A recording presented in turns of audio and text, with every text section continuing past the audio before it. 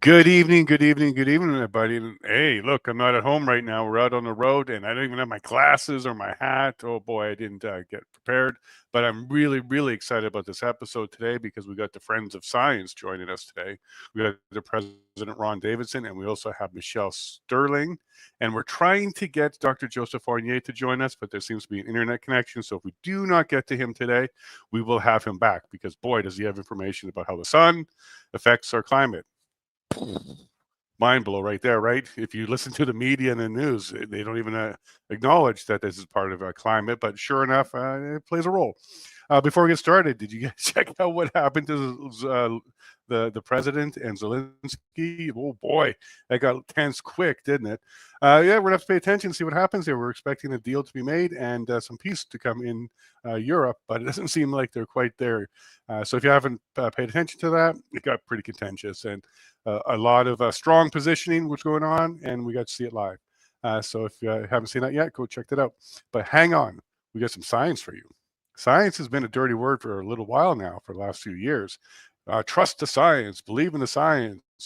And that came out of nowhere because at one point, science was a friend to the rest of us. And now science needs a friend itself. You need somebody to come speak up for it and make sure that you're getting better information because it's kind of been perverted, that term lately. And if you don't like what's going on with the government, you're a denier. And if you have questions, you just don't believe in the science. So I think it's about time that science takes the center stage again and we start to believe in it again because, boy, have we had some trust issues. And this is what it's going to take. It's going to take a group of people to get together and be friends of science. So without further ado, let me go ahead and bring in the president, Ron Davison. Hello, Ron. How are you? Hi, Jason. I'm doing just fine. Thank you for this opportunity to talk to everybody. Thank you for having an opportunity for us to talk to some friends of science. And let's go ahead and bring in Michelle as well. Hey, Michelle, how are you doing? I'm good. Thank you. Thanks so much for having us on your show.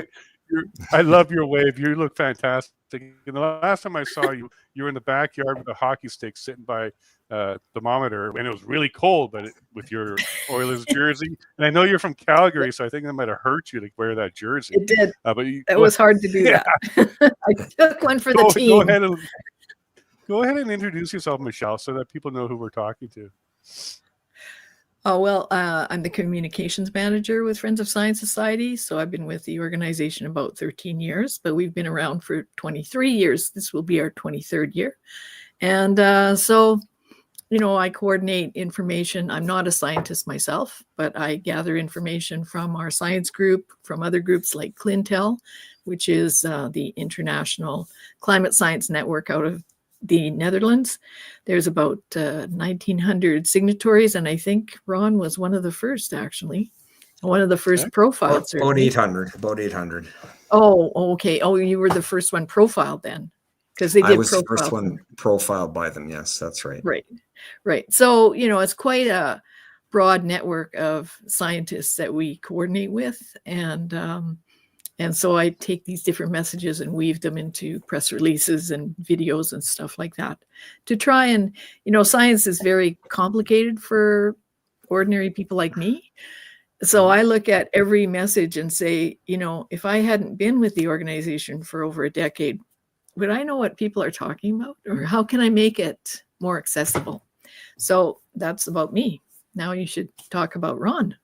Excellent. Well, she's a communications manager. Absolutely. I can tell that. She is indeed. And she does it very well. So she does, Ron. So go ahead. She set the stage for you. Let's go ahead and introduce Yes, she did. Nicely. Thank you.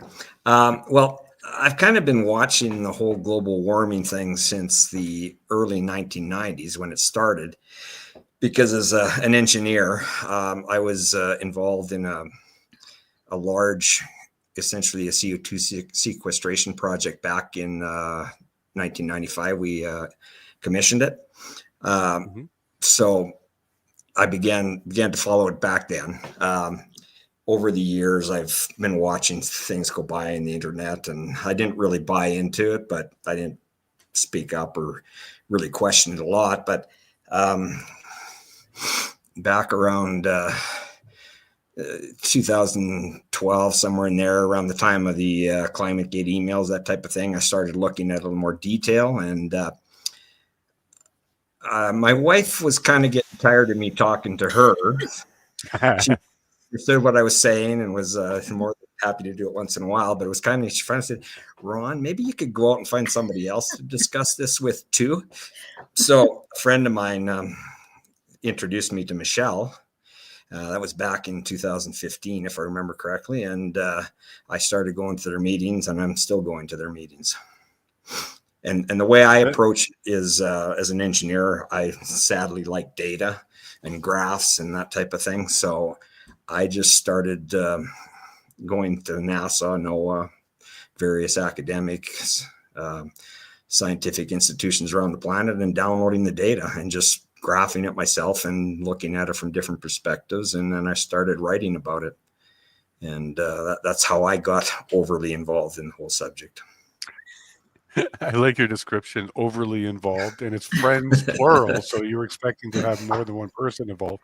So how's it evolved over the years? So this is a decade now the two of you have been hanging out and doing this kind of thing. Yep. So this is even before, science was the king and had a trademark to it. And, you didn't have to use evidence anymore. You just had to declare something with science. So Michelle, as you were watching the communications happening over the last 3 years or so from, our side, watching it, did you see a bit of an effort to steal the word science, use it as a brand versus what it traditionally was for us, which was education, knowledge, a process, a theory? Did you watch that kind of get butchered in the media? Oh, yeah, for sure. I mean, I think the most famous one is Melissa, I can't remember her last name, Lansing maybe, who, was talking on the World Economic Forum stage saying that we own the science because they'd kind of captured Google and made sure that all of the IPCC results were at the top of the search and nothing like from our organization would be there. But, we go back to 2002. That's when we started as a nonprofit society. And back in the early days, it was quite amazing. There was actually a documentary on CBC questioning the impending doom of global warming. We used to get quite a lot of media coverage. We hosted annual events every year up until this past year. Like, we had a catered meal and a special speaker, and part of the reason for doing that was so that that speaker would get a platform and we would get some information out in the media. And we're a very small group, so this is a big undertaking for us.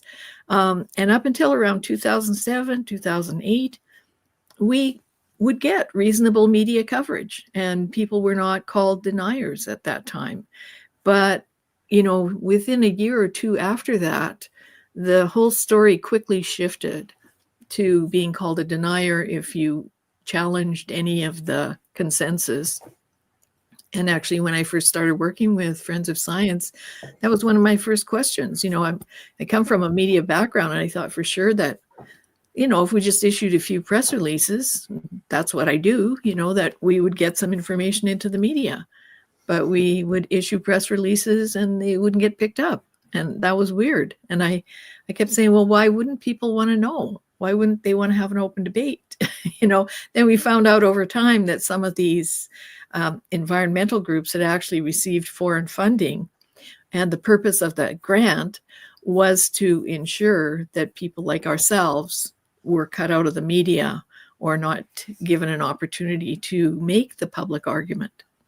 And I also, by accident, a couple of years ago, I'd read a paper by Timothy Haney, who's a professor at the University of Mont Royal University here in Calgary. And he was actually doing a survey about the flood in Calgary. And it was kind of funny because in the paper, they kept mentioning our billboards. We haven't run billboards in Calgary since around 2014. But they thought the billboard was really, a game-changing factor that made people deny climate change, even though they'd had a big flood in their expensive home. So, that was weird. So I started looking into his references also to ClimateGate. And I found in ClimateGate that right back at the beginning of our organization, very well-known leading scientists were doing everything they could to destroy the reputations of our early scientific advisors, and even destroy an academic journal that wanted behind the scenes to ensure that people would shut up. Because if you're going to lose your reputation and your job and your journal, you get the message. Okay, I won't say anything. So, wow. Do you remember yeah. what that billboard said at the time? And I guess at that time you were talking about climate, or at least raising some questions around it. Do you remember what that billboard said? Yeah, it said the sun is the main driver of climate change, not you, not CO2. So I can actually find it if you want me to put it up. But No, and that seems very it reasonable. it caused a huge stir. Like we thought, we'll put up this billboard, and we thought, okay, we'll probably have a few people phone in and say, what are you talking about? How do you mean? Can you send me some information? I don't understand. That doesn't sound like what I read in the media. And instead, like Greenpeace went berserk because I guess they tried to run a billboard about sunshine doesn't cause a spill. They were mocking oil sands and oil spills, and they wanted to promote solar. And I guess the billboard company wouldn't run it. And we didn't know really anything about that. We just ran our billboards. We paid the money and they put up our billboard. Well, so Greenpeace was furious, because it was this preferential treatment. Anyway, what happened is our billboard got picked up by the media in all these stories, including with Slate and IFL Science. So our billboard went all over the place, and we were like, what? But everybody, of course, was calling us a denier and hated it. Although, personally speaking, I've had a number of people who said to me, boy, when I saw that billboard, I felt so good. I felt so relieved. All this sense of guilt just left me. So,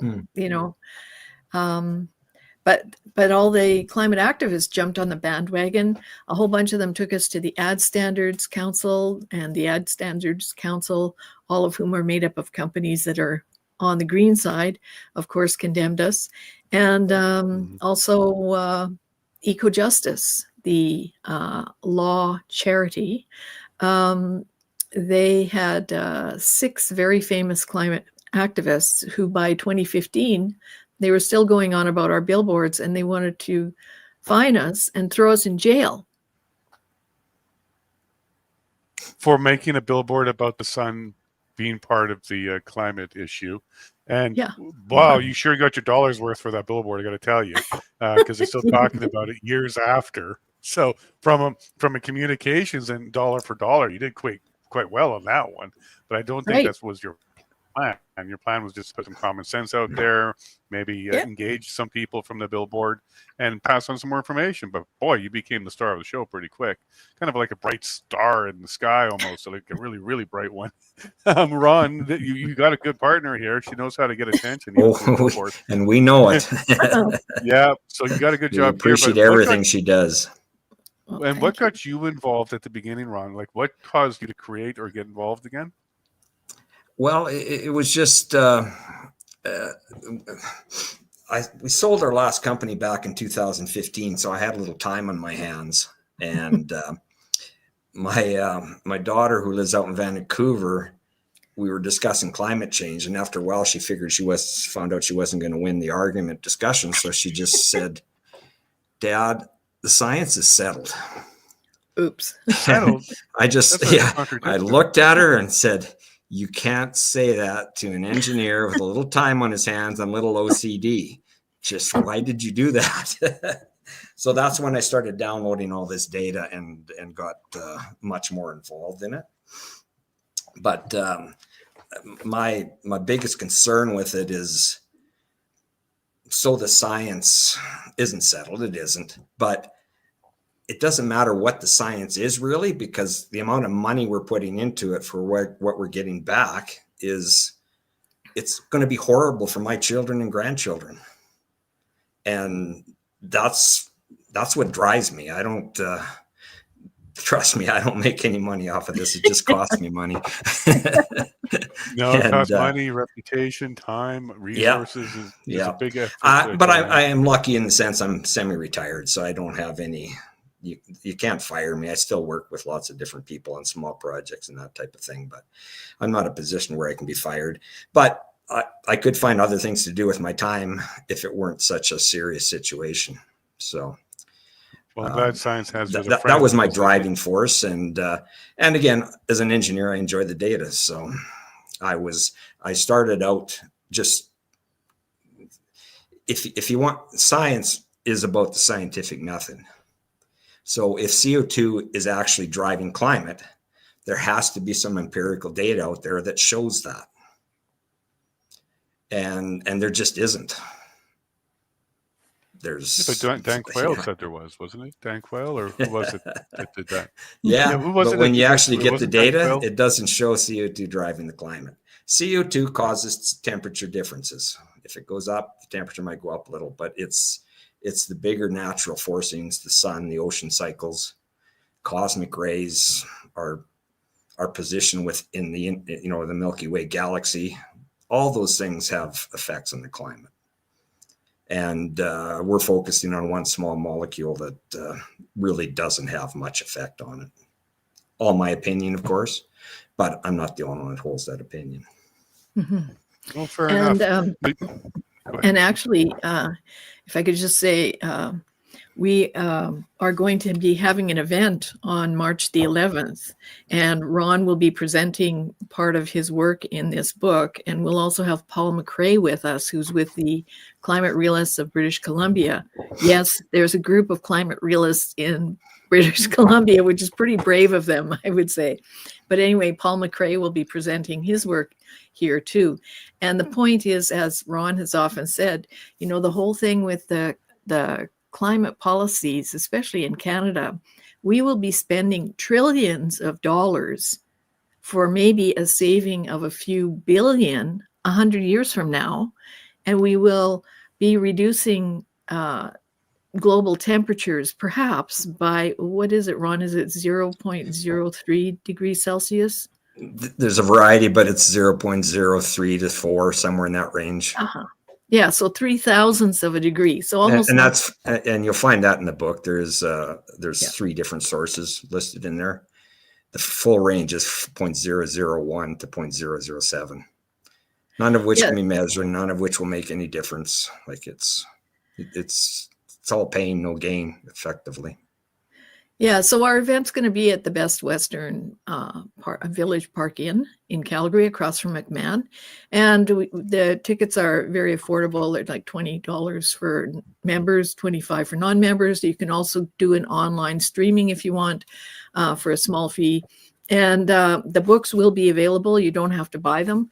So it's just a nice, informal, fairly short evening, but people will be able to meet the authors and discuss it. And these little books give you all the facts that you need, to make the case with people who are influencers, to have a discussion with your neighbors, to meet with policymakers. And the thing is, for instance, we just issued a report today called Hogging Your Wallet. And it's a report that Robert Lyman worked on. He's been in the federal public service for 27 years, and he was a diplomat for 10 years. So he writes a lot of our policy documents. And this one, he and Rob Scagel went through layers and layers and layers of climate policy regulations and costs, trying to figure out, what's it really costing us? And they found like a tremendous amount of overlap. So the same program, doing the same kind of thing, but, municipal, provincial, federal levels, a similar program, pancaking on top of it. And no one's done any accountability. No one's evaluated any of these for their effectiveness. I think we're spending something like, I should go back and look it up, $20 billion a year. Does that sound right? 25-ish. Yeah, 25. Yeah. Yep. It's an unbelievable the charts in the money. book again. Yeah. Yep. And they want to increase that to $150 billion a year or something like that. So, yeah, and it's feeding a lot of green cronies. it's feeding a huge bureaucratic system. I think Rob found out that there's more bureaucrats in Environment and Climate Change Canada than at the CRA. You know, the CRA collects our taxes, and Environment Canada throws all that money out the door here, you know. A grant for you, a grant for you. So, you know, billions of dollars spent on things that will not change the climate, especially when you realize that China is the world's largest emitter. China emits in 1 month what Canada emits in a year and 8 months. So whatever we do is meaningless. Yeah. That's 20 times more than us, and so a year and 8 months would be 20 months, right? So 20 times what we do, and then we also have the ability to, we got our forests, and we're releasing oxygen and all that kind of stuff. Like, that does play a role, doesn't it, when it comes to what you release? You mean the net balance between what we emit? CO2 sink, yeah. Yeah. Well, there are quite a few analyses that say that Canada is basically net zero already. And I think there's one, didn't Ken Gregory publish a summary of a study showing that we're actually even below net zero because of our boreal forests? Yeah, we have two publications done by our volunteers. One is done by Ken Gregory, who's a retired professional engineer, and it's called He's a past president of the society too. Yes, that's right. Yeah. And also the other one is done by Ian Cameron, who's also a retired professional engineer. And they do short summaries. ClySci is the one that Ken does. And he does short summaries of, 5 or 6 of the most recent science papers or energy papers. And Ian tends to follow the policies. His newsletter is called Extracts. So these are what our members get. And this is all information that's not in the mainstream media, or the analysis is something that, you maybe not be aware of, because Ian has been following, say, the IPCC policy documents and the climate conferences. He's been following them for, almost 20 years and writing about them. So he's got all of that background knowledge to set the context for whatever new things he's writing about.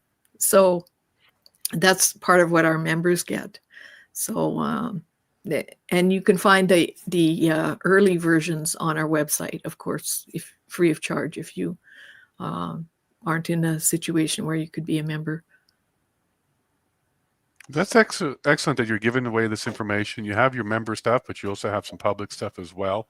Now, in 2006, I was kind of looking up while we were chatting. It was Al Gore, so I made a mistake there. It was Al Gore who did that Inconvenient Truth in 2006. And then you said in about 2008, things started to shift. So I'm wondering if that Al Gore and his little group that were, making a bunch of money on running around the world, warning everybody. I wonder if that was kind of the catalyst or the beginning of this whole capturing and owning of the science that we saw a little bit later. What are your thoughts about that, Ron? And then I'll ask you the same thing, Michelle.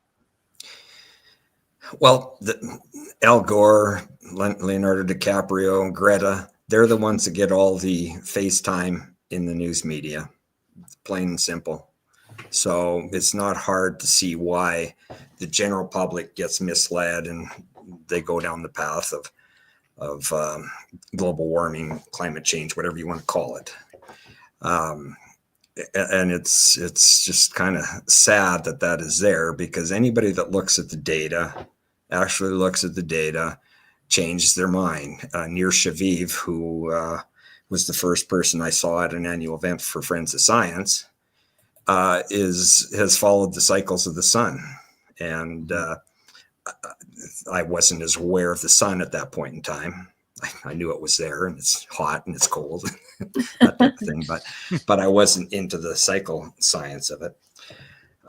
And Judith Curry, who is another big proponent on the realist side of things, they all were originally, they were on board with the whole global warming philosophy.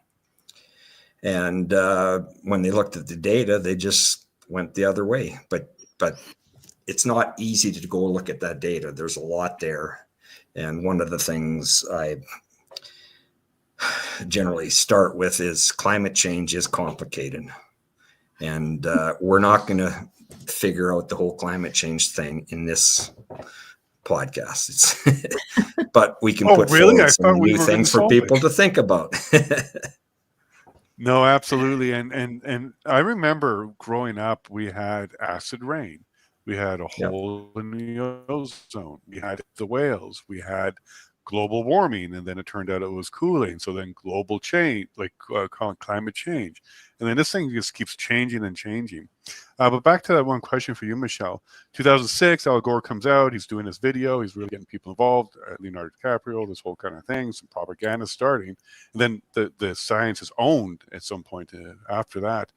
Do you think maybe that could be some of the place where it started, when people realized that being a part of the green movement meant green for your pockets, so the dollars, because that's what they were starting to get. They were starting to get a lot of people donating, contributing, showing up to these shows, buying the merch, getting involved.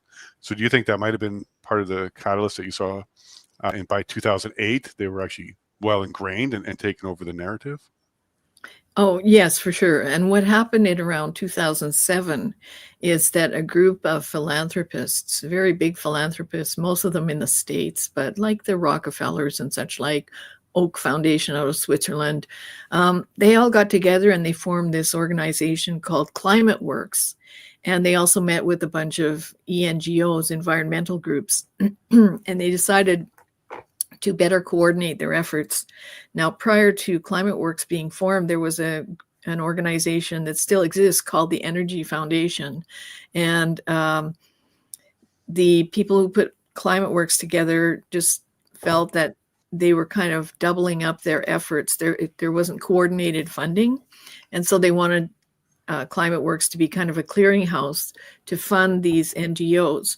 And their entire plan was to set up 2 cap and trade systems in the world and to cause a sea change in the global economy. And so if you can imagine, since 2008, they have been spending at least $600 million a year, probably more, but from Climate Works themselves. That's a number reported by a fellow named Matthew Nisbet. Nisbet is a communications professor. He's not an activist per se, and he's not an investigative reporter. He simply put together this report called Strategic Philanthropy in the Post-Cap and Trade Era. So you can find that online under Matthew Nisbet. I think it's posted on Wiley Academic Journal, and it's also through Northwest University, or it was. Anyway, so these guys, their plan was called Design to Win. And I think it was McKinsey who helped them put this plan together. And of course, McKinsey is one of the world's largest management advisory firms. And they advise people on all sides of the table in every country, in all competing countries, competing industries. So you can imagine if they're getting funded to do a big study to change the global economy based on climate change, and then they're also advising all these corporations. And at the same time, these philanthropies are funding all these little ENGOs. And the idea of funding the ENGOs was that they would become the grassroots voice for the policies that these big philanthropies wanted, right? So, when you see the Pembina Institute saying, we should have EVs and we should have wind farms because the people want it, then, government policymakers go, okay, well, that sounds like a sensible argument from Pembina. Greenpeace sounds a little freaky. And, Rainforest Action Network, they sound a little freaky. Pembina sounds kind of normal. Let's go with that. But all of these groups have created this, perception of public desire for these policies that didn't exist. It was all created by this network. So anyway, since 2008, Climate Works and friends have been funding these groups all over the world. And I just recently saw a couple of blog posts, and I can send you the links so you can put them in your description later.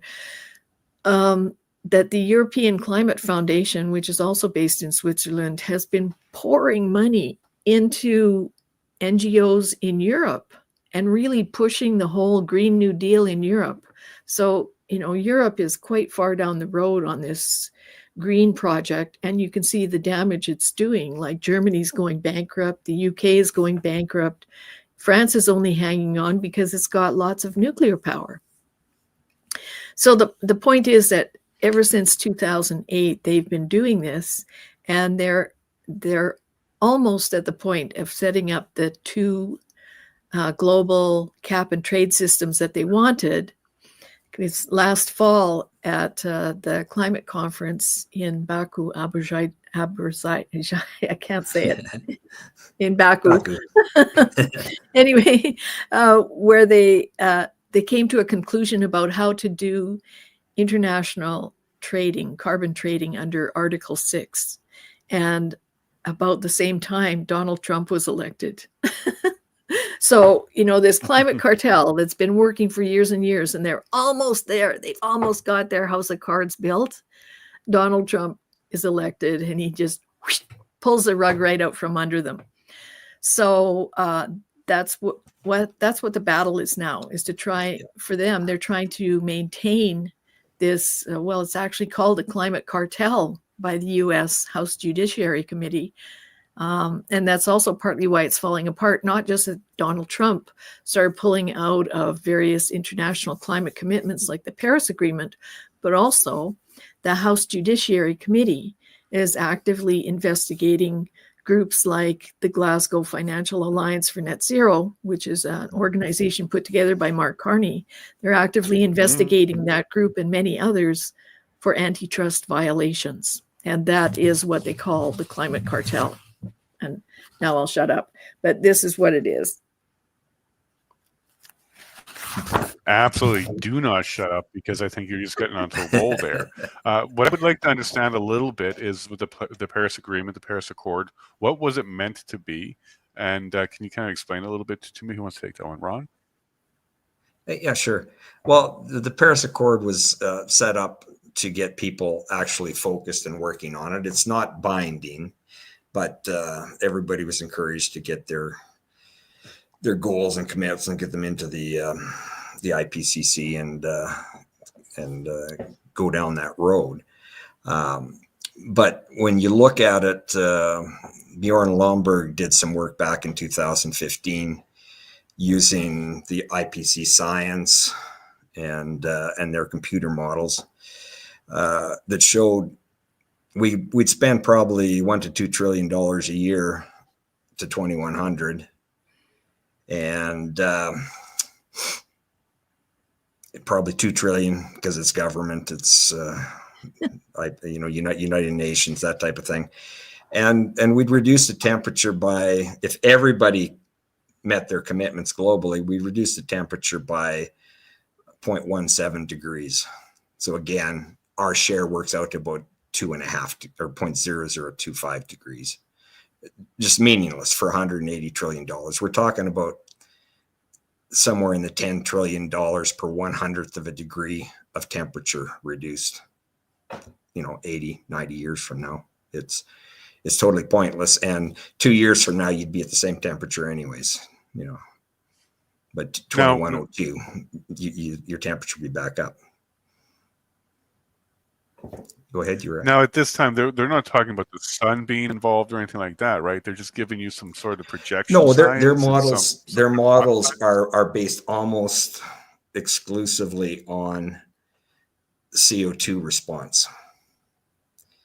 They have the solar forcings built into the models, but they use one that kind of goes like this. There's another 40 different TSI constructions that go like, that go like this. So they just ignore those. They're using 1 out of 40 some TSI reconstructions that fits their narrative. So virtually all of the temperature growth is applied to the CO2 portion of it. And only so they end up portion. With, like I said earlier, CO2 does warm the atmosphere a bit. If your CO2 goes up, your temperature will go up a little bit. There's theoretical principles that do that, but does it go up this much, or this much? Like it depends what its climate sensitivity is. So climate sensitivity means if you double the concentration of CO2 in the atmosphere, it will increase the temperature by that climate sensitivity. So the IPC uses a range of 1.8 down here and 5.7 up here. Again, not really settled science because it makes a big difference whether it's 1.8 or 5.7. In reality, 1 degree is probably closer to the right number through a whole bunch of things, and I won't get into all that, but it makes a difference what that number is. And right now, all of the computer models that they're using run way too hot, as the modelers themselves have self-acknowledged. So the climate sensitivity CO2 is below that 1.8 number that they use as their lower end, but they just don't outright want to admit it. So what they're missing is that solar component, because you have people like, right. I can give you a couple papers by Willie Soon, Ronan Connolly, and Nicola Scafida that show you can model the temperature over the last 170 years using just solar forcing. You don't need CO2 to model it. Now, that isn't right either. CO2 is in there. You got to have it, but it's not just CO2 either. And you got to build in the ocean cycles. They're all in there too. It's complicated. So Michelle, as I'm understanding this, are they picking and choosing what variables to use, and then they're kind of creating the problem, or at least creating and projecting the problem by picking and choosing what variables to use? Is that what I'm understanding? Pretty much. And if you go back to 1992 and the Rio Declaration and the Rio Conference in Brazil, this was when they first started forming the United Nations Framework Convention on Climate Change. This was the first kind of big meeting of all the nations to address climate change. And under the United Nations Framework Convention on Climate Change, that's the political arm of the UN. The IPCC is the science arm, although it's quite politicized. But under the UNFCCC framework, they wrote up a few principles. And one of the principles basically says that, we're going to try and stop global warming by stopping the dangerous concentration of human-caused emissions. So they already put the word dangerous in there, and they already assumed that it would cause climate change and global warming. And as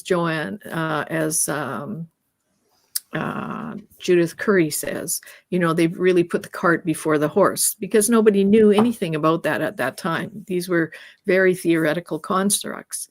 So the thing is that in the 1990s, this company named Enron was a big energy company in the States, and they had made a bundle of money on carbon trading during the time of acid rain. And during that time, the companies were being asked, especially large industrial emitters, to put filtration systems on their smokestacks to reduce the sulfur dioxide and other SOx and NOx that were going into the atmosphere.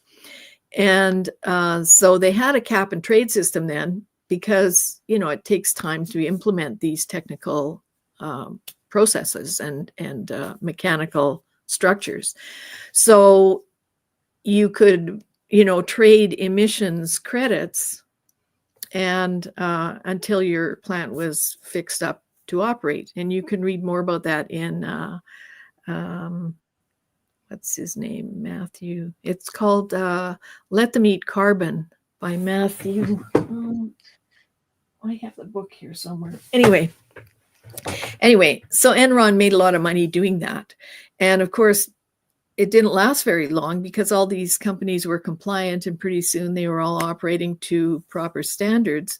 So they thought, well, what can we do to where's another gas that we can use? So they fell on carbon dioxide. And that's why this is such a fundamental thing, because carbon dioxide runs through everything. It runs through every process. It's fundamental to even us being alive.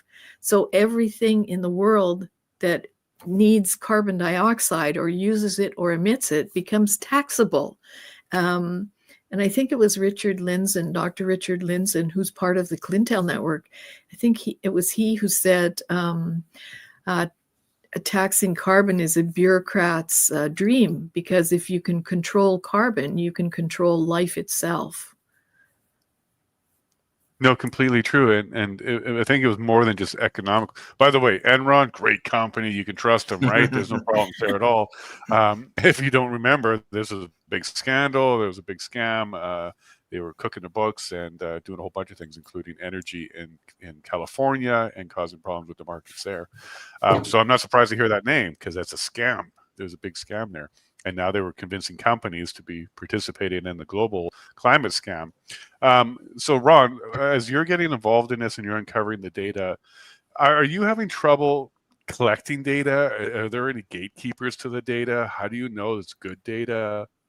How do you go about getting your hands on data? I suspect it's going to be tough. I'm going to say most of the data is good. A place where I do have some problems with the way the data is presented is in the surface temperature records. They homogenize the data.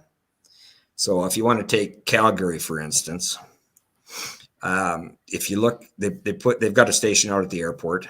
They've actually had two thermometers out there from 1973 to 2011, two different stations set up there, and they followed somewhat the same readings. But if you just look at the 1973 to the present data, the measured temperatures there were declining at about 1.7 degrees per century. That's the measured temperatures. What NOAA, NASA, GIS, Berkeley Earth, they homogenize those numbers. They adjust them. And our official temperature has been declining at 1.35 degrees per century, which means they've adjusted the temperature by 3 degrees per century. So you have to show it going up.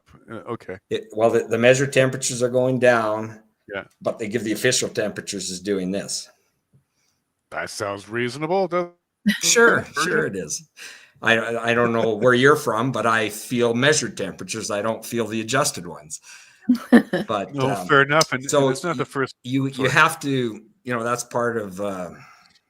You have to kind of factor that into your thinking a bit. But regardless of what they're doing, even with that homogenization, our temperatures have only increased, according to the IPCC in their August 2021 report, by just over 1 degree. Since which is meaningless when you look at the big picture. You mean like since 1860 or so? Pre-industrial or 1850ish, yeah. That's right, yeah. So since 1850 or so, we've been, what did you say, 1 degree? What did you say there? Yeah, 1.07 degrees is what the IPCC says it was. It's gone up a little bit more since 2021 because we've had a big El Nino pulse starting in 2015, and there's been several ones since then. And just lately, we've had a big temperature spike that's given us the new hottest ever temperatures we've seen. And those are real, but they're not CO2. CO2 didn't cause the temperature to jump from minus 0.04, I think, degrees in January 2023 to almost 1 degree in September 2023. That something else caused that temperature increase. So wasn't that Hunga Tonga? Hunga Tonga. Well, there's a few things. Hunga Tonga would be one of them. We've reduced shipping emissions, which has made for clearer skies and letting more sunshine in. That's another portion of it. We've just been going through the solar maximum for cycle 25 right now. And there was an El Nino that's kicked it off too. So all those things contributed, but CO2 had very little to do with that 1 degree rise over 2023. And if people want to see more of this information, Ron also has his own website called Climate Change and Music. And on it, he has a number of really detailed PowerPoint presentations. If you love graphs, you'll love his site. But there's also very detailed commentary in the sidebar explaining, what the different colors and graph lines mean. And, some of them, it's just so self-evident that, what you're being told in the mainstream media is nonsense. Others are more complex, and you have to read the notes carefully, but lots of information there. And it's all from mainstream data. It's all from recognized. Yeah, I just use their data, and my position's simple. Here's the data. Here's my opinion. You can take it or not. I don't care. But if you see something different in the data, tell me what you see. I'm happy to discuss it with you. And I've got involved with some alarmists online on occasion. I don't try not to engage too much because it's a time waster, but I do learn things when I'm going back and forth with them. But they pretty much don't bother me anymore because they can't win an argument with me. It's not an argument. It's just show me some data. I just want data. If you got new data that shows something different, you can change my mind. So fair enough. So you want evidence, and then that's pretty clear. And you sound like Dr. Regina Whittall, who was doing the Fishman's fraud. And what she did there is she just jumped into the data and she analyzed it and she crunched it and put it together. And what she found was the government of Canada, through Dr. Fishman, or I don't even know if it's David Fishman, through him, all he did was he inverted the chart. And then when she did her data, she figured that out. So instead of, declining, it was inclining. And all he did, because she showed it through the data, is literally flipped it, and then the government ran with it. So hearing you talk about analyzing the data and seeing it inverted, the narrative has it inverted, but the science has it correct. This is reminiscent of what she wrote an entire book about. So this might be a bit of a pattern. When they don't like what it looks like, they just flip it over and just present it to the media. Well, and that's what they're doing with the surface temperature data. They're homogenizing that data, and it's significant change. Some of it's real because you have to adjust for if this station is taking a temperature in the morning, this one's taking it in the afternoon. You got to do something to compare them directly. You either have to adjust one to the afternoon, one to the morning, that type of thing. And if you take a station that's out in a green field and you move it into a parking lot, you're going to get a different number. So you do have to make adjustments, but the adjustments they're making are just ridiculous in many cases. It sounds like it's adjusted for an agenda or some sort of purpose, and you have your goal, and then you find your way to it instead of using the information and the evidence that leads you to a conclusion. You have your conclusion first, and you bring the data to it.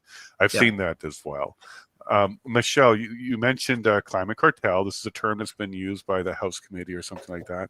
And cartel implies that there's a lot of people kind of working together to cause something to happen, and it's not normally in our favor. And then you also mentioned Carney.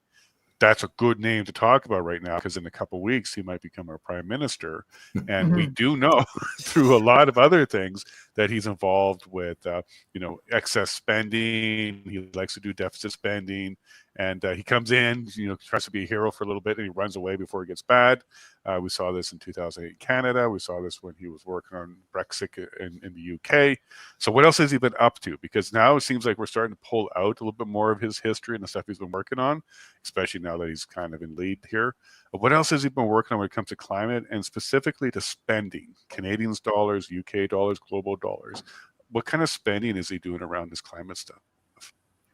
Well, first of all, I'd like to go back to 2013. In 2013, the UN IPCC issued a report that showed that for the past 15 years, which was before the Kyoto Accord, and the Kyoto Accord was a version of what the Paris Agreement is today. It was an international agreement to reduce emissions in countries. So for 15 years, there had been no warming, despite the fact that there had no statistically significant warming, despite the fact that there had been a very high increase in carbon dioxide. So this was reported in September.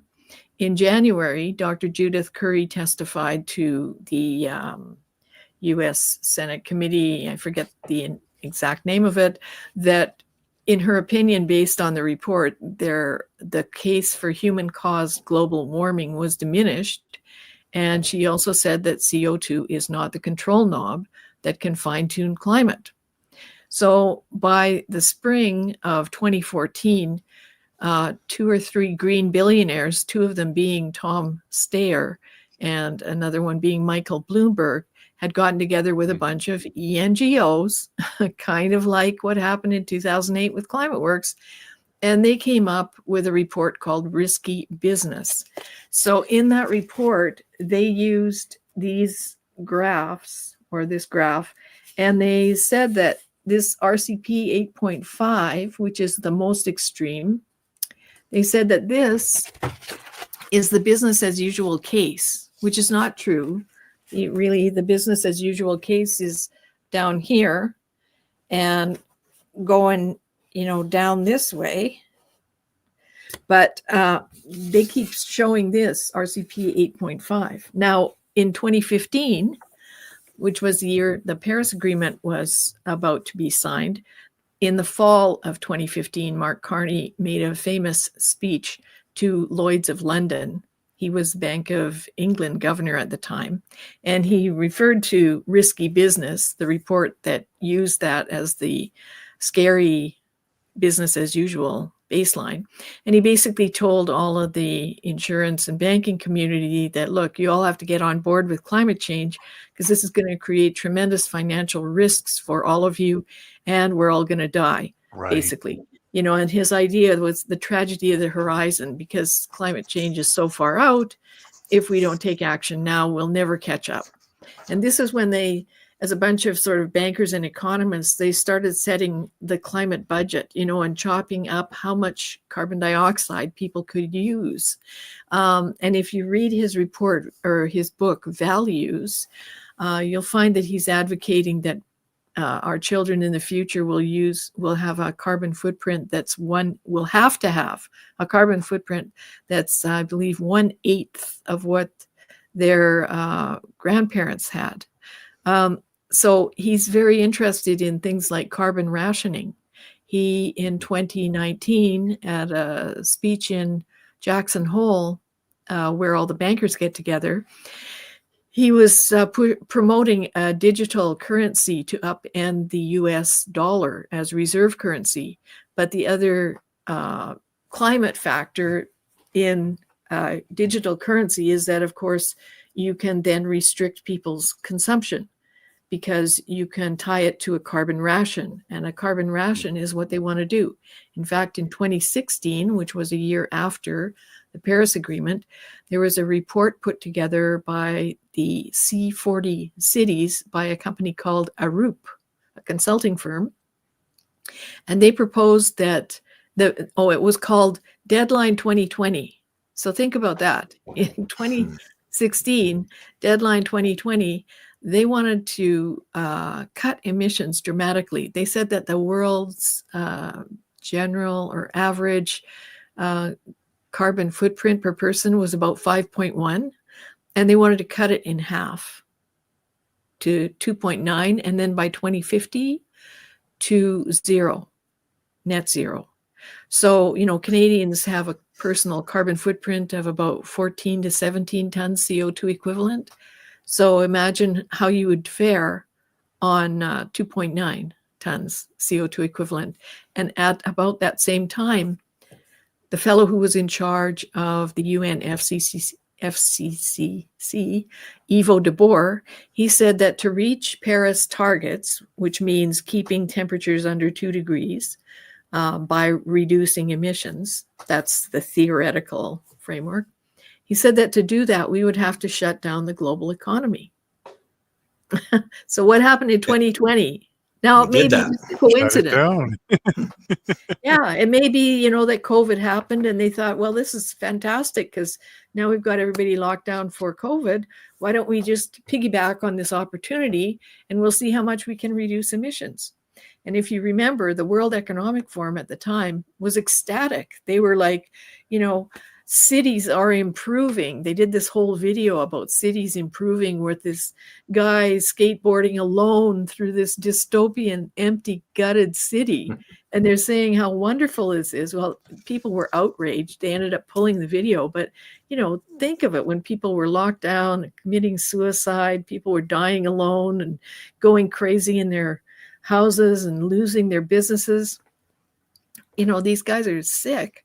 But anyway, this is their plan. And Mark Carney's plan in his book is that every 10 years, we have to cut emissions in half. So he'll do whatever it takes to do that because he thinks that way. That's how he sees the world.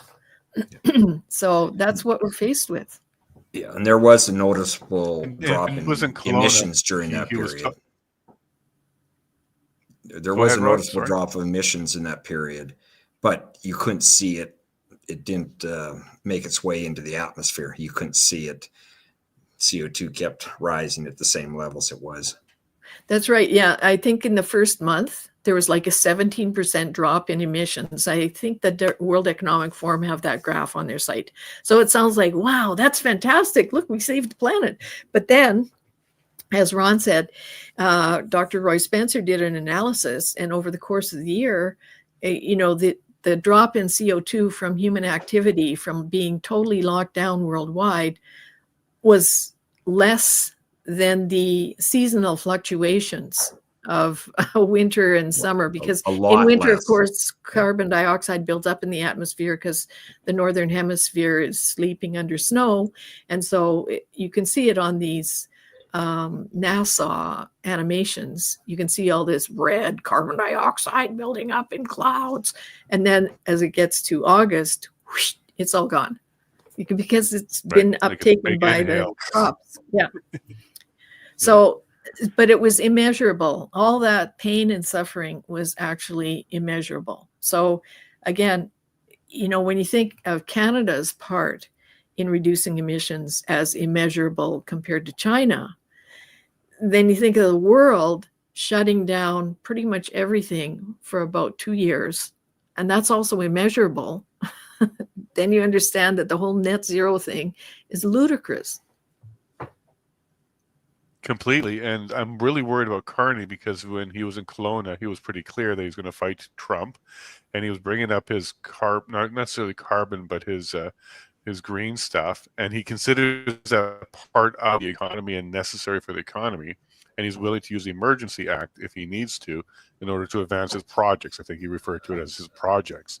Now, that's kind of in line with what you're saying. He's willing to do anything. So does he consider himself or his group or that little consortium that they got, the Cartel, as the saviors of mankind, and they're going to save us, and without them, shame on us, like Greta would be saying?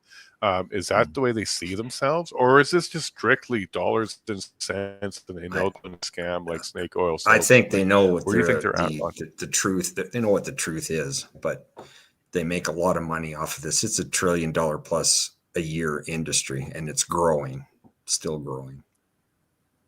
Yeah, I Okay, would and then say Michelle, what do you think? well, I would say what happens is there probably are front people who truly believe it. You know, they actually do believe that they are saving the planet.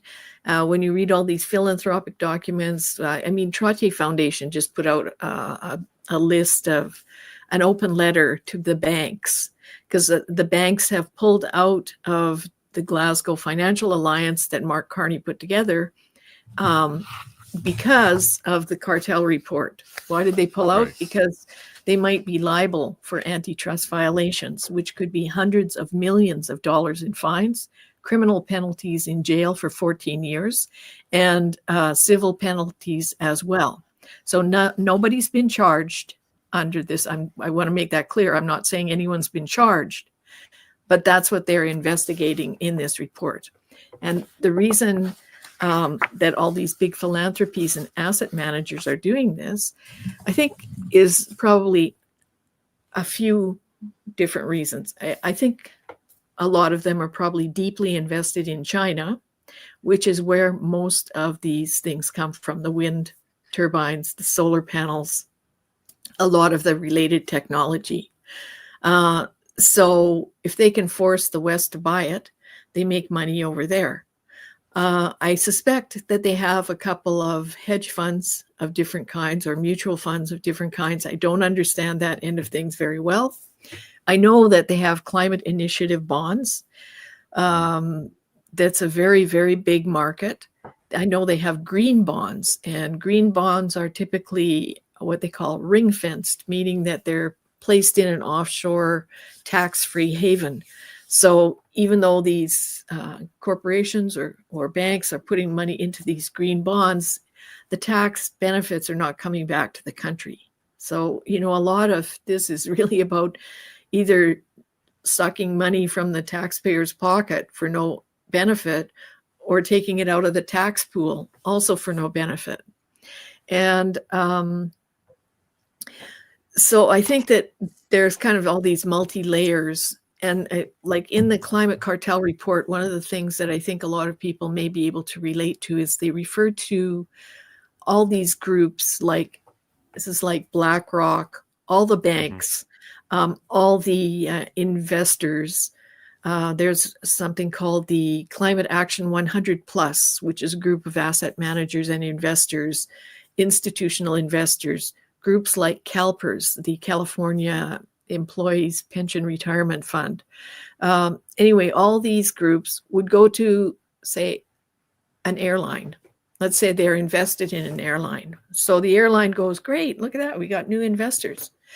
Then they come and they engage with the airline. They sit down with them and they say, you know what, we'd like to see your net zero plan. And the airline goes, well, look, we're an airline and air travel is only 3% of the world emissions. Like, why are you picking on us? And they go, well, give us your plan because we don't want to have to take any other measures. So they go, okay, they write up a plan, they deliver it. They go, oh, you're not counting your emissions yet. We want to see you counting your emissions. And then they start to put other pressures on them. They say, we want you to cancel your frequent flyer rewards because we want you to reduce your jet fuel consumption to 2019 levels and not go any higher. And we want you to recommend to your flying customers that if there's a high-speed rail available, they should take the rail and not the plane. And, we want you to have DEI. We want you to diversify your staff and on and on and on. So they keep putting all these pressures on airlines, which have like a very thin margin to begin with. And in order to keep flying, the airline has to comply because they're also tied to a lot of these things by governments, especially government in Canada and especially the governments in Europe. In fact, in Europe, they have canceled short flights. Anything 2 hours or under, you have to take high-speed rail. So you can imagine now you go to the airport, you want to get on your plane, you're going to Mexico, you got your little bags with you, and they go, okay, that's $100 for that bag and $25 more for the one you're putting on the overhead. And you go, what are you talking about? They go, these are our new rules, So the airline has to try and remain profitable with all these activist investor pressures on them. And basically, these asset managers and investors are trying to force corporations to go against their core business principles and operate to the detriment of shareholders and to the detriment of consumers. So in the States, that's illegal. It's illegal to gang up on people like that. If you want to be an activist investor and say, I think you should do this, okay, the company can say, no, we're not going to do that. But if you're going to gather a group of people like this and gang up on them and, and tell them, look, we're not going to provide you with financing unless you come up with a net zero plan and meet your plan. And we're not, we're not going to allow you to take out this kind of loan or whatever financing arrangement, or we're going to pull the loan that you have, right? Whatever So you can see how totally compromised these companies are. There's no one they can turn to. And it's happening here in Canada too, a lot. This is why we lost the forestry industry in BC. They got beat out by exactly these kind of extortionary kneecapping tactics, but they actually came from the environmental groups. So the climate cartel is really about these big asset managers and institutional investors. They're doing this action, and also they're employing the NGOs, as I mentioned before, to act as cheerleaders for all these crazy plans. There, that's my rant. You are amazing, and Ron, you're lucky to have her because she provides great information, and she's good. Well, yeah, no, she's doing a good job. As she's looking for that, I'm going to set up my tinfoil hat. Can't find it. I didn't bring mine, but the next thing I want to talk about is BlackRock, Larry Fink, and ESG scores. So how they use ESG scores to manipulate business through the capital markets, and in addition to having investors that advocate for this stuff, they also had it controlling on the capital market. So if you want to expand your business, or you want to make payroll, or you need to have liquid assets available to you, you have to have ESG scores. Now I'm going to highlight this because I think we're all in Alberta, and when Danielle Smith came in and she was giving her speech after she got the leadership, she was congratulating her previous leader, Mr. Kenny there, and she made the statement, and I heard it, and I don't know how many people else heard it. She said, of all the things that he did, I'm really impressed with his ESG score program, and I think he's done a good job there. Now, I don't know if she knew what that meant at the time, because she says she's anti-WEF and all that kind of stuff, but she did seem to acknowledge that Alberta has a system with the ESG. Are you aware of this, Michelle? And what are your thoughts about a comment like that? Like, does she know, or does she agree with it? And if so, what are your thoughts about that? Well, I don't know specifically about that in Alberta or about what she said. But I do know specifically that these ESG scores do exist. And I would say probably at that time, she may not have been aware of these other kinds of influences. Like, right. All of this stuff started off with what's called the United Nations Principle for Responsible Investment, which was a group that was also formed around that 2005-ish time that the Climate Works Foundation took off. And there's another organization called the Carbon Disclosure Program, CDP Worldwide, it's called now. So the CDP Worldwide sends out these voluntary forms and asks companies and cities. They ask them to fill out the form and please voluntarily report on, what are your emissions, how much water do you use, blah, blah, blah, blah, blah. And over the years, it's become more and more detailed and more questions about ESG and DEI. So with respect to ESG, you might say, well, why are they coming up with that as a calculation? For instance, building a wind farm doesn't make any financial sense. Even Warren Buffett said that. We just build wind farms because of the tax incentives. Right? So building a wind farm by itself really doesn't make financial sense. And for the most part, banks don't finance them. What happens is they go to oil companies and they say, hey, we're an investor in your oil company. We want you to build wind farms. And the oil company says, well, we don't want to. Our core business is oil. And they go, well, we can find another CEO. And they go, oh, okay, well, we can build a wind farm. And then they say, well, then that will improve your ESG score. And so what the CDP has been doing is making literally a black and white list of companies, those who they deem to be clean and progressive and building wind farms, and those that are dirty and useless and will be banished to history, right? So they literally have made this black and white list of companies. That list ends up going to the United Nations Principle for Responsible Investors group. Right. Now, the people who are signatory there are all the big pension funds of the world, academic pension funds, CalPERS, Caisse de Depot, the BC Teachers Federation, AIMCO is there. All of these big pension funds are signatory to the UNPRI. And they have 6 principles. And one of them is DEI, that they will all abide by these DEI principles. And these investors thus make their choices based on the ESG ratings that came from the CDP voluntary disclosures. So these ESG ratings make these otherwise impractical and ridiculous investments look like a good idea. So if you look historically, you can see that Exxon used to be one of the top companies in the States in the stock market. And over the course of about a decade, it went down to number 10. And who was at the top? Well, all these companies like Facebook, Amazon, Google, et cetera, all the clean tech companies, because they're perceived to be clean. They are perceived to not have a carbon footprint, even though we know in the background their carbon footprint is huge. But they are all the ones who are saying, oh, we're 100% renewable.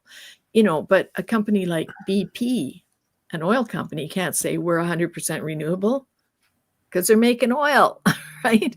So that's kind of a convoluted discussion, but I could see why former Premier Kenney probably wanted to set up some kind of a ESG evaluation system for Alberta so it would appeal to outside investors. Because in order to make industry go, you need outside investors. And if that's their parameter, okay, well then comply, give them what they want, show them how you can, meet it.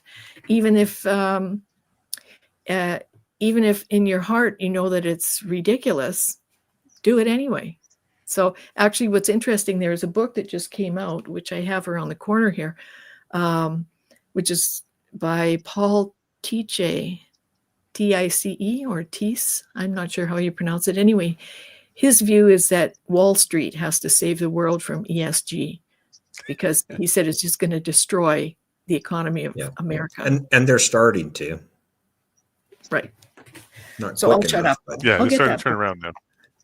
Yeah, Larry Fink has backed off of ESG and DEI, but I don't think he's entirely backed away from it. You just call it something else, or you just do it in the background, that type of thing. But it's very convoluted. It adds a lot of costs, regulations. Yeah. Well, BlackRock's actually being sued by Texas. BlackRock, Streets, Vanguard, and State Street. And part of that, I believe, is due to this climate cartel investigation. And this is the book I was telling you about, The Race to Zero, How ESG Investing Will Crater the Global Financial System. So it's a great book. It's a pretty fast read. And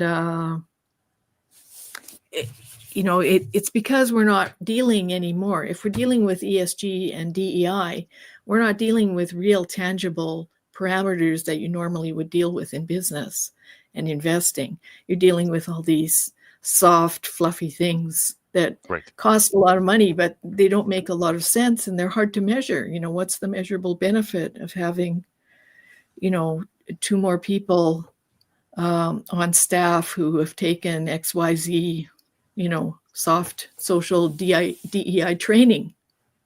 What's the actual benefit of that? You have to have a climate expert on your board of directors. Yeah. Well, what's a climate expert? I know more than most of them do, but I'm not going to be inclined to follow what Mark Carney wants, or it's just not practical. Now, what I'm going to do.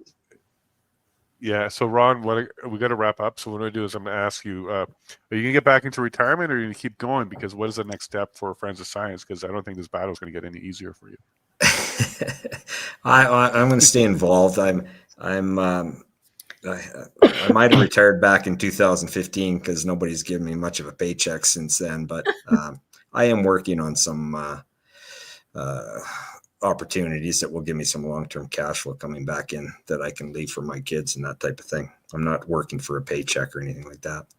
But some of it is involved in the green space. That's where the tax dollars are. Like it's horrible that you even have to go down that road. Mm-hmm. Like it's, I hear that too. You're not going to get into a wind farm or anything like that anytime soon, right? No, but I'm working with an emissions reduction company, and there's nothing wrong with reducing emissions. Literally, my position on CO2 is the more we can put in the atmosphere, the better, but it has to be a clean stream of CO2 and water, basically, or there's a problem. Like CO2 does not hurt us.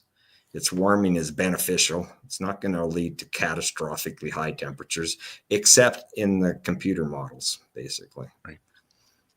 And we've seen before how the computer models can really skew the impression. Well, and the public perception too. What blows my mind about computer.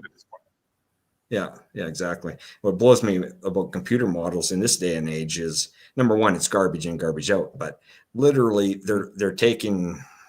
There used to be 102 computer models. Now it's down to 36 or something like that. But they're taking all these projections that are wrong and averaging them to come up with an average number. Well, if they're all wrong, how is the average right? Like it's not based in science at all. It's just not. And same thing with the weather, extreme weather. The data says extreme weather is you're not getting more storms, you're not getting more stronger storms. The trends are down on most extreme or statistically flat. So it's there we go. And we didn't really get into the solar side of it, but the solar influence is going to cool off the planet, not warm it up. It's not that we're not going to keep warming after that, but we're very likely to go through a cold period for the next couple of decades. And how cold we're going to have remains to be seen. Right. We're going to have Dr. Fournier back, and we'll have a more detailed discussion around the sun as well. Michelle, thank you so much for putting this together. And do you have another billboard in mind? And what kind of slogan are you going to put out there so you can get some more attention? Well, I think we should stick with the sun is the main driver of climate change, not you and not CO2. It's easy to remember and made a big fuss the first time. So and it's on the mark. That's right. That's the way it is. Science says, like Simon says, but science says, and then there you go. Science will speak. Well, thank you both very much for joining me on a Friday, and we'll end the week this way. We're hanging out with our friends on a Friday, and we have some science here. And Michelle, thank you very much for everything you're doing online, communicating with people like me. I understand you're going to be on Shadow on Monday, so that'll be 8 Central for everybody who's watching. He's a great host, so if you haven't been on the show before, you're going to enjoy yourself. Ron, will you be joining in Shadow on Monday as well? No, Michelle has not talked to me about that. I've not done a lot of these. I've done a few, and I've presented some things, but I am not opposed to getting more involved in it, and having Michelle on certainly takes the pressure off me. So she's great. She's wonderful, full of information. You may not be a scientist, but you certainly represent it well, Michelle. Last comments from Friends of Science, Michelle? Well, I would like to encourage people again to come to our event on March 11th at the Best Western Village Park Inn in Calgary, right across from McMahon Stadium. And the tickets are online. You can just go to our website. This book will be available there, as will 2 other books by Paul McRae, but you don't have to buy them. It's, a very convivial kind of evening. We'll have just tea and coffee and time to chat after. So, but do come to our event or tune in online. And just thanks to everyone, because, in the past, I would say the past 3 years, we've really seen a surge in support. And lots of support online, lots of people joining us, following us on Twitter, on Facebook, LinkedIn, YouTube. We really appreciate your comments. And even on the videos, I usually go through and have a look at the comments. And there's quite a few very interesting insights that I gain.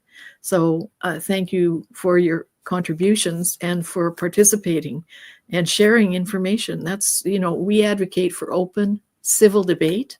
on climate and energy policies and full cost benefit analysis before those policies are implemented, which used to be called normal public policy.